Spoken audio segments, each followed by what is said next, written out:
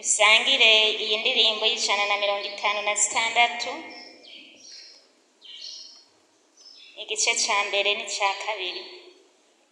Nije we Yesu natanze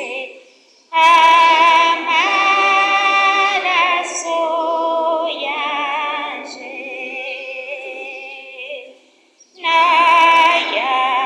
nayatanze ngo mukire muve mu vyaha vyanyu.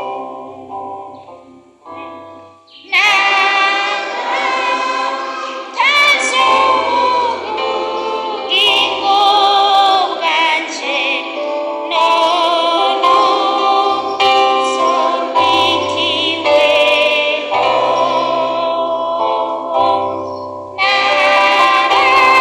Natanze ubugingo bwanje, none nzombikiweho.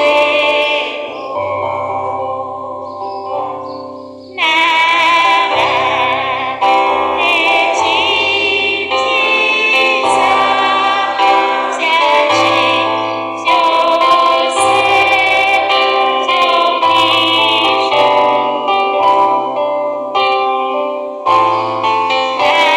nasize umuco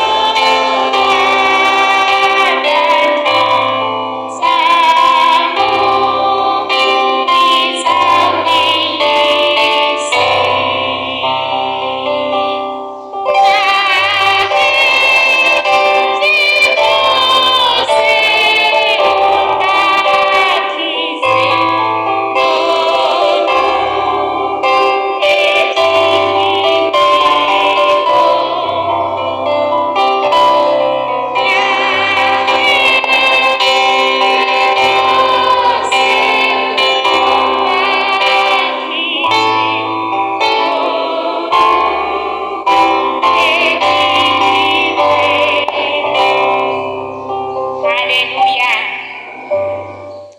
Ndabaramukije amahoro ya Kristo n'abane namwe mwese. Imana ishimwe kubw'uyu munsi twahawe mu ishengero, ariko nagomba mbwire abatari abakenyezi, abashinga ntahe, ivyo tugiye kuvuga kuri uyu munsi si biraba abakenyezi gusa, biraba umuntu wese ari ngaha. Imana ihabwe icubahiro. Naho umushinga ntahe yoba ari ngaha ahava avuga ngo mumbwirire, ariko nawe we birakuraba. Imana ihabwe icubahiro. Kuwa Mungu uheze, ijambo ry'Imana twumvise ryatwigishije ingene dukwiye gushima, kandi yuko dukwiye gutanga ivy'ingirakimazi. Hanyuma uno munsi naho narasenze nifuza kugira ngo Imana impe ijambo dukwiye kuganirako, numva ngo gushimirwa rero, iyo umuntu akoze iciza yama yiteze gushimirwa, siko bimeze none? Yama yiteze gushimirwa. Kandi hari n'igihe nk'ahantu dukorera hatandukanye usanga biruyumvira ku muntu yoba yarakoze neza kurusha abandi, hanyuma bakamutegurira agashimwe. Ntimumaze kubibona? Ariko rero kuko bigirwa n'abantu, hari igihe usanga bihenze, ugasanga wa muntu bahaye agashimwe siwe yarushe cyane kurusha abandi, kandi siwe yakoze neza kurusha abandi, kuko umuntu yama yihenda. Ivyo ntibishika. Mu minsi heze nagiye mu rubanza rwanezereye cyane, rwa rubanza rwo gukwa. Hariho umukozi yakoze aho hantu bagifise umwana wa mbere, hanyuma uwo muntu yari yabyaye imbyaro 6. abo bana bose barasohoka, hanyuma umwana wa 6 ni ukuvuga rero niwe yakobwa umuhererezi wabo. umukozi yabakoreye kuva ku mwana wa mbere niho yarakira. hanyuma rero mbona yicaye hamwe na shebuja na inabuja bicaye hamwe. hajya hageze gutanga amakado, mbona wa mukozi ahagaze hamwe n'abandi. kado ihabwa shebuja na inabuja, nawe nyene mbona bamuhaye kado. Imana ihabwe icyubahiro. numva ndanezerewe cyane.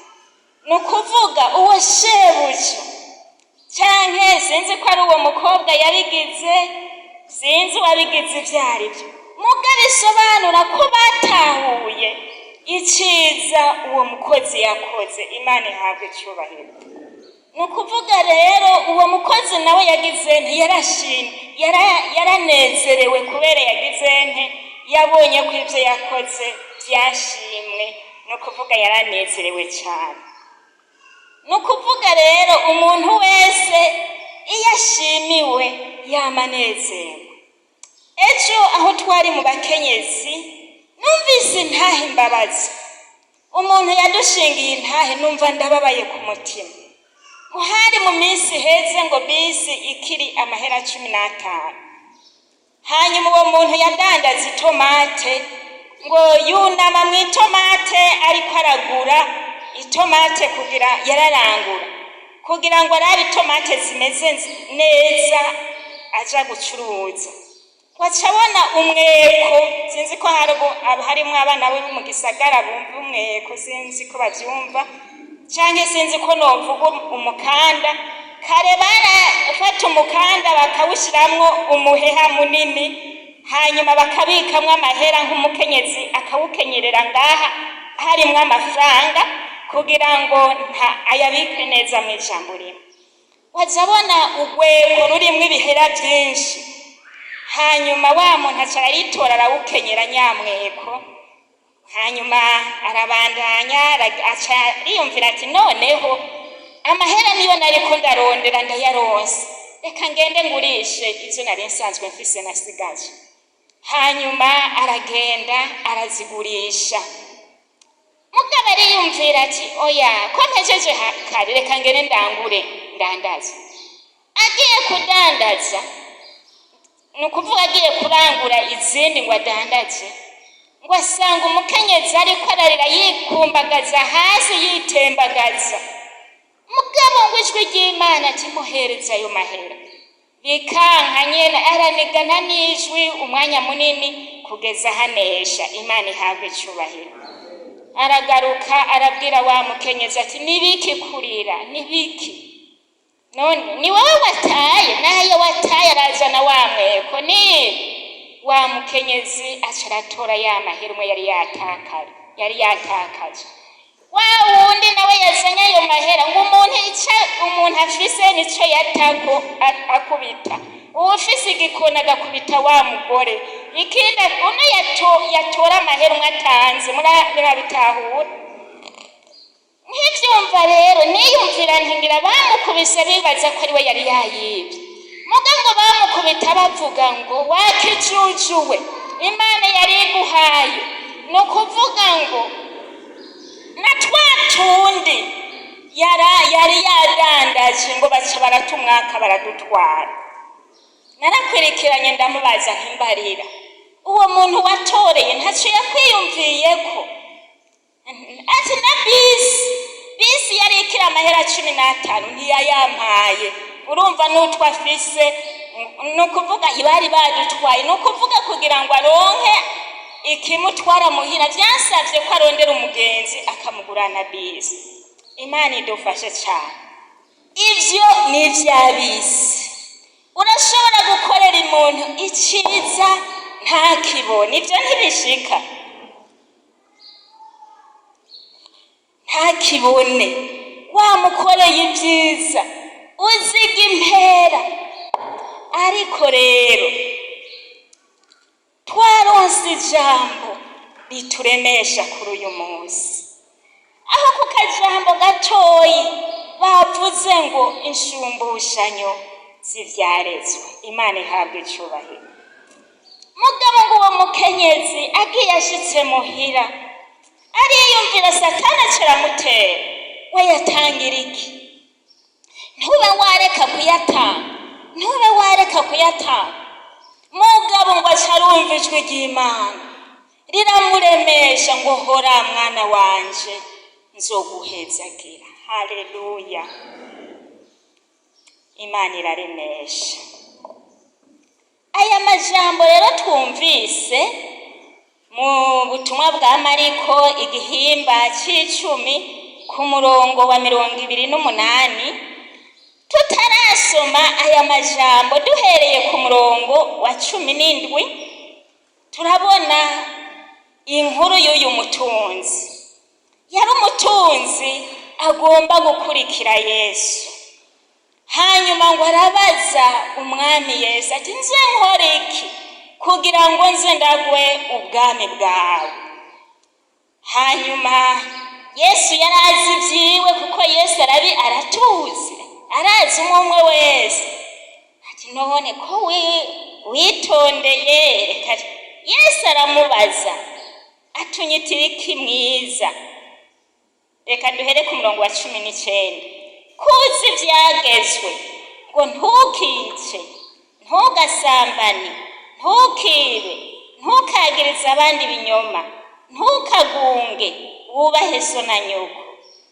Aramubwira ati mwigisha, ibyo byose nabyitondeye mpereye mu buto bwanje.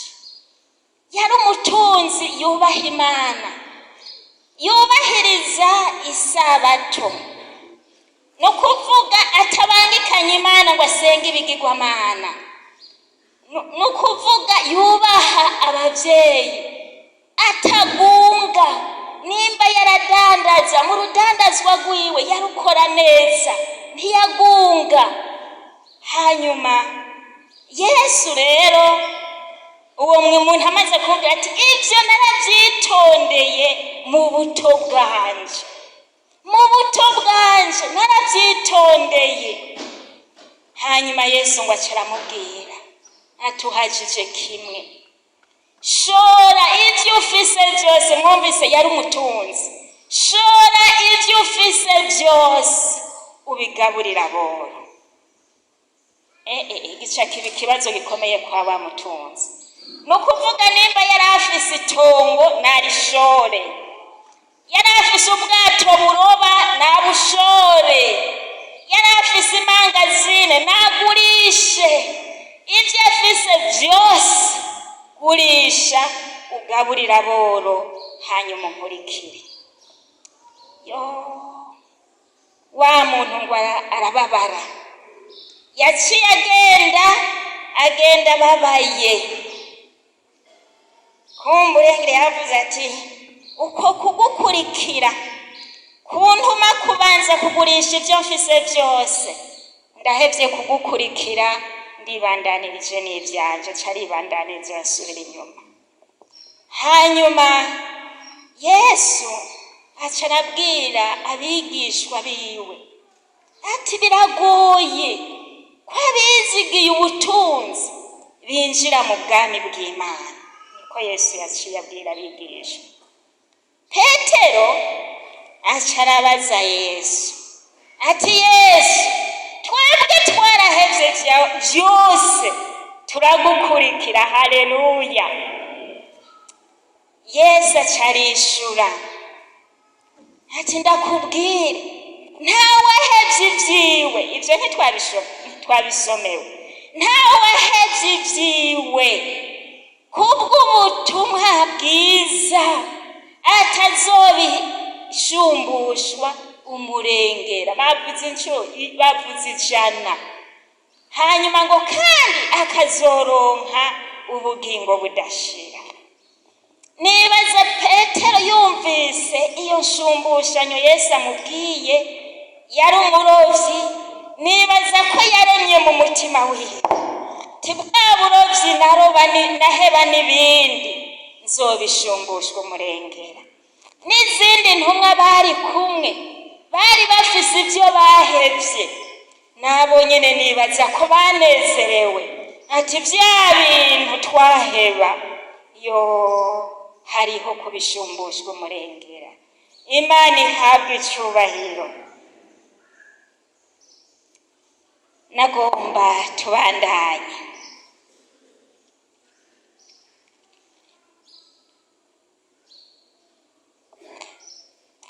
Shengero ry'Imana, mu gukurikira umwami Yesu hari ico dusabwa. Uwo ari we wese arasabwa kugira ico ahevye. Uwo ari we wese arasabwa guheba.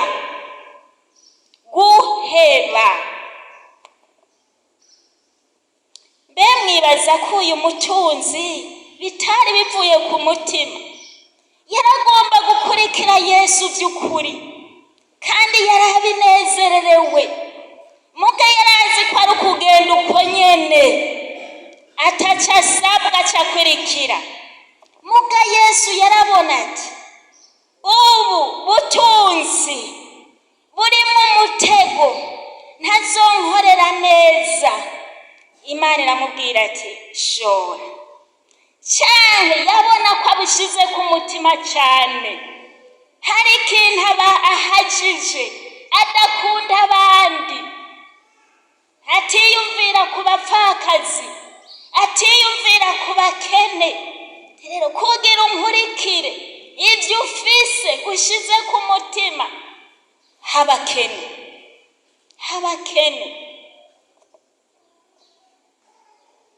Muri runo rugendo turimo hari ibyo dusabwa. Narumvise intahe y'umuntu yakoze ku mutima, kandi yari umusore akeneye akazi, aba ahandi mu muhana, hadafise ubushobozi kumbure bwo kwigurira isabune, haca yumva akazi karubutse.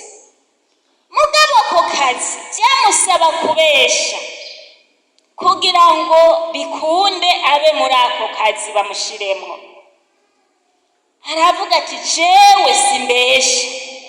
Murazi muri kino gihugu ko abakeneye akazi ari benshi. Henshi baragenda baremera barabesha, bariyita amazina atari bo barabesha. Wa wundi nawe ararahira ati jewe narakijijwe simbesha. Urabona mu miryango tuba dukeneye ko abana bacu batera imbere, baramutuka, wariburiye ibitutsi byinshi, arihorera ati jewe simbesha ku kazi ndagahevye. Ngo mu nyuma baca baratumako abandi baronse akazi babesha, ngo n'abakijijwe turabakeneye. Haleluya. Mw'ijambo rimwe n'ababandi bari bakijijwe bakabesha, ni ukuvuga ntibakijijwe. Wa wundi yavuga ati sinemeye kubesha niwe akijijwe. N'abakijijwe turabakeneye, nimumutume ko naze aca araronka akazi. Intahe nziza. Haleluya. Turakeneye intahe nziza muri runo rugendo rw'abakristo mwe. Hari ibyo usabwa guheba, nka Yosefu gusambana na inabuja, wamenga caba yabarose icubahiro. Muga Yosefu aravuga ati ico cubahiro ndagihevye, naho ntari wacu ico cubahiro ndagihevye, yuko nshobora ku Mana yanje. Aragiheba. Baza kwemangira Imana niki? Erega hepfo bavuze ngo nuguhamwa no kubabazwa muri iki gihimba badusomeye. Ntivyagarukiyaho, aremera aragenda mw'ibohero, arafungwa, ari umusore mutoyi muga yemangiye Imana. Haleluya, haleluya. Muri kino gihe turatinya kwemangira Imana, turababarira umubiri. Mbega ni ntabesha, abana nzobagaburira iki? Mbega ni ntakora uko abandi bakoze, bizogenda gute? Nzokwiki? Ivyo mu nzu nzobigura iki? Aho n'abarongogwa nzogura iki ivyo mu nzu? Ko muri kino gihe twese dukora, umugabo ararondera n'umugore akarondera, bizogenda gute? Yo, hariho umukobwa ico gihe iwacu vyari biharaye, vyaciye bihagarara. Mu gutwikurura baraharura ivyombo ibintu wagiye utwaye. Haca haba umukobwa nta mahera yari afise yo kubigura. Satani aca arakoresha abana b'imisore badakijijwe. Uwo basambanye akamugurira isafuriya, uwundi basambanye akamugurira ikindi akeneye. Wa mukobwa agenda afise inda, ati nibiki? Umukobwa aterega, narabuze amahera ngura ivyombo, ndabura ingene ndabigenza. Hanyuma harabayemeye kubimpa, hanyuma bica bigenda ukubibona. Hewe umusore wese yagenda kuwakoye, uzozana ivyo uzanye untabare.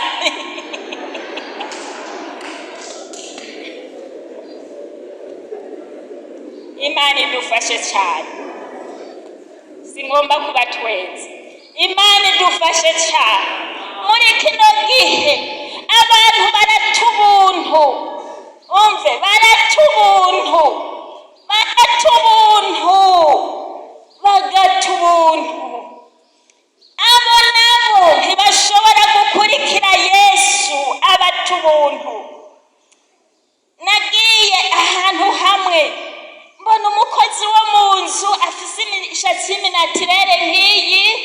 Muca mwumva abantu bakunda kugira imishatsi y'minatirere ahantu basengera, ariko ngo mbebasha ngo aha none ko ntabona yo nsigaranye. Ati je mabuja yarandihishije amahera, naciye ndamugavura ayo mahera nyene, yaciye antuma ahantu ca ndakuramwo ya mahera ndamuhereza. Ati nivyo ukoraga mukobwa?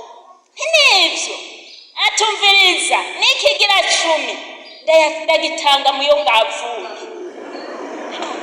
Ati n'amashikanwa, ivyo nukuri, yambwe nukuri. Ati n'amashikanwa ndayatanga mu vyo ngavuye. Ntinagira ndakubwire wa mukobwa, uriko urakorera Gehenomu, utanye, ntaje uruziga, uragowe, ihane. Ati ntiyarananze. Ati ndakubwira, ubuzima mbayemo nubwo nyene. Nagira ndababarire rero, muri uku gukurikira Yesu, nuko umuntu agira icyo ahevye, naho coba kirimo inyungu nini, ukabona ko cokubuza ubwami bw'Imana. Gihebe, hariho inshumbushanyo z'abahevye. Haleluya. Niyumviye gushinga intahe, hariho ikintu Imana yakoreye. Niyumviye kugishinga, mbona nta mwanya afise, numva nca ndabihagarika. Ariko narabonye hariho inshumbushanyo z'ivyahebwe. Haleluya. Hariho inshumbushanyo z'ivyahebwe. Ntumatire kuri ivyo. Hariho Imana ikubwira ngo ivyo oye vyanduye, ivyo uronka biciye mu vyaha, biciye mu kubesha, biciye mu kugunga, biciye mu kurenganya, biciye mu busambanyi n'ibindi. Biciye mu vy'Imana yanka, Imana ikakubwira ngo heba, ngomba kuguhezagira, ngo ndaguha ivy'umugisha. Haleluya. Ugacuguma wumiyeko, ukibaza ko bya bindi ari byo bifise umugisha. Hekaye Imana irafite imigisha myinshi irengeye iryo nzira wiyumvira. Ifise inzira imwe. Haleluya! Imana ntifise inzira imwe. Imana ifise inzira zidaharurika. Hari aho tujya wiyumvira ngo noduheba nopfa, tujya ni duto cyane. Haleluya! Tujya ni duto cyane, ifise byinshi. Yesu abahezagire.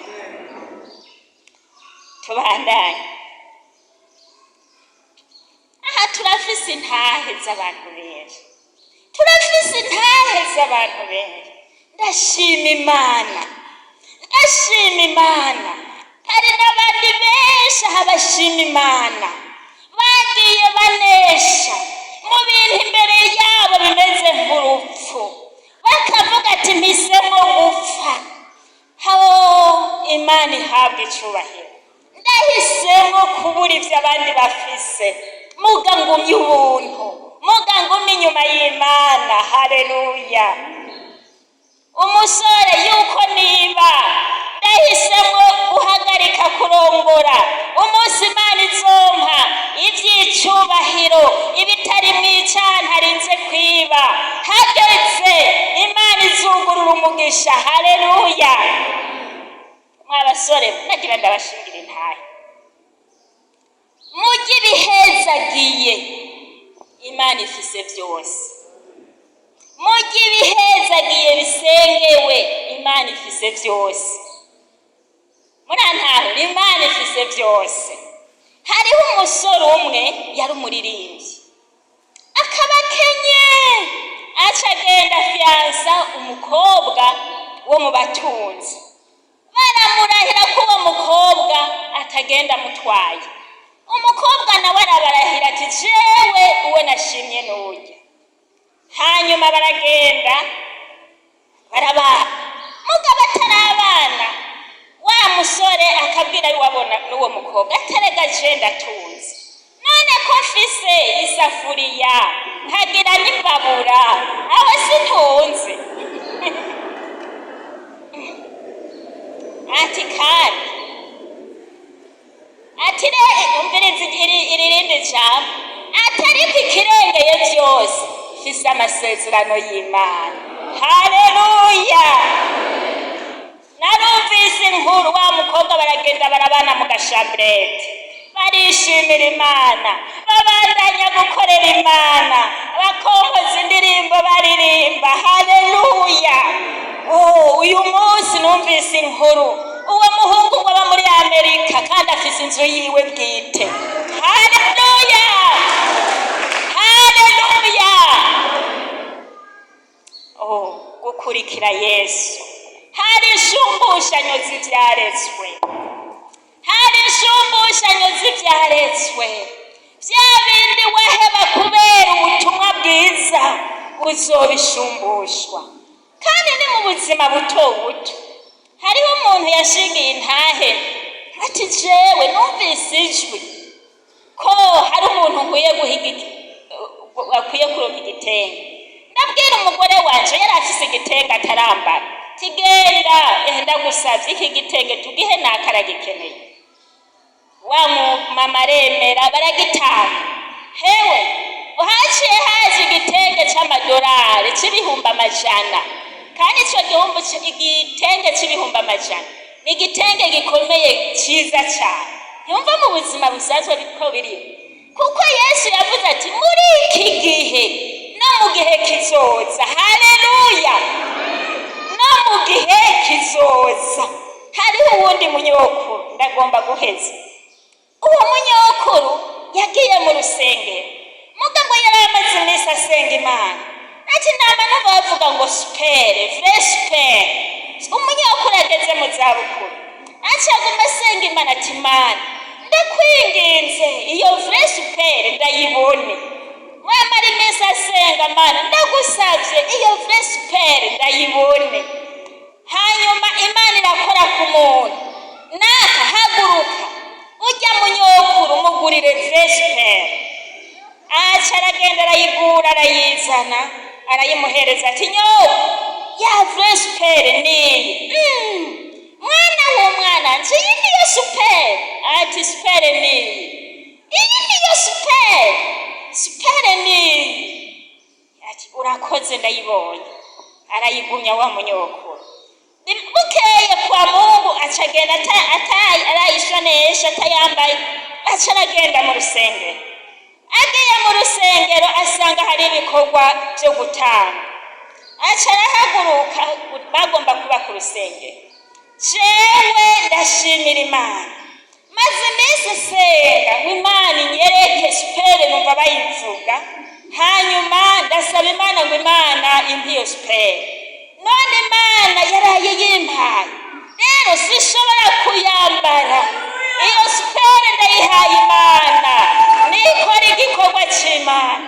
Uwuri hariya naje natanze superi y'uyu munyokuru, uwundi hariya naje yindi superi ndayimuhaye, yahakuye superi ndwi.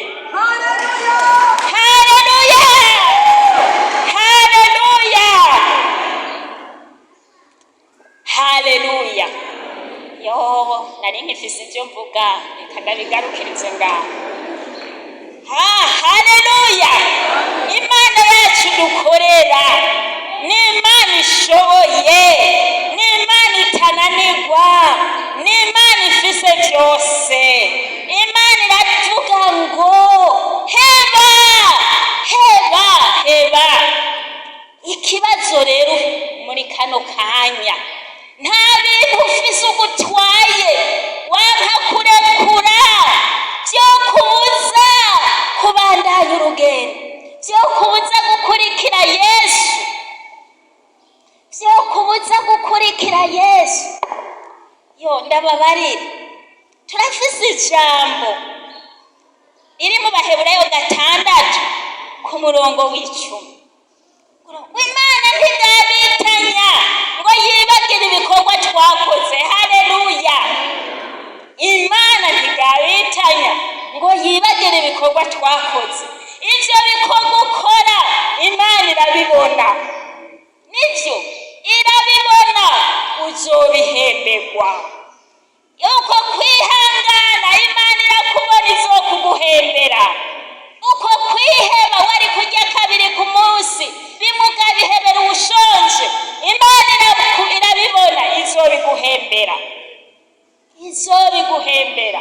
Nta gikorwa na kimwe ciza kidafise ingero, Imana izobibahembera. Ariko ikibazo rero, ntavyo utwaye byo kubuza gukurikira Yesu, wanka kurekura ukabibonamo inyungu n'ibindi, nagira ndagusaba urekure. Imana ifise vyinshi kandi izoguhezagira niwamara kurekura. Turagiye gusenga. Erega tusoma muri Bibiliya, aho twasomawe mu gitabo ca Rusi yaheze Imana zibigirwamana z'abiwabo, akwirikira nyinabukwe. Atanu umugabo afise, atani iki, ari wenyene, nyinabukwe wenyene, ageze mu zabukuru. Arakurikira ati nemeye gusenga Imana yawe, iyo Mana nyamana usenga niyo nzosenga.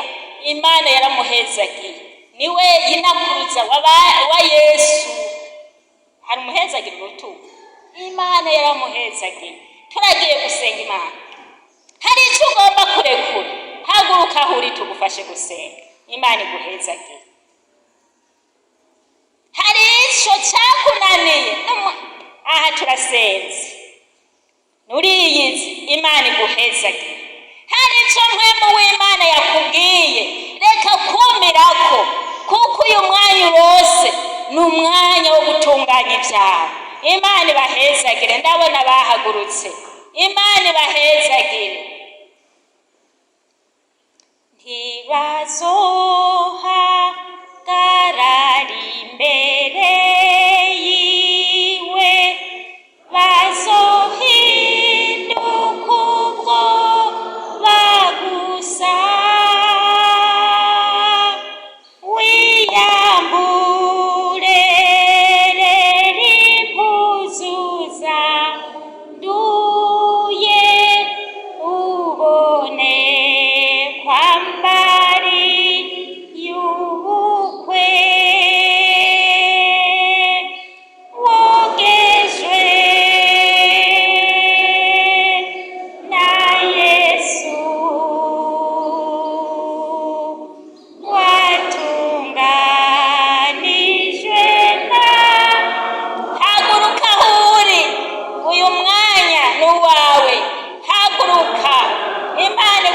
aguhezagire. Icyo mpemu w'Imana ariko arakubwira, mwemerere mpemu w'Imana, emerera mpemu w'Imana, uvavanure nacyo, uronke umugisha w'Imana. Haleluya, haleluya, amen. Imana ibahezagire.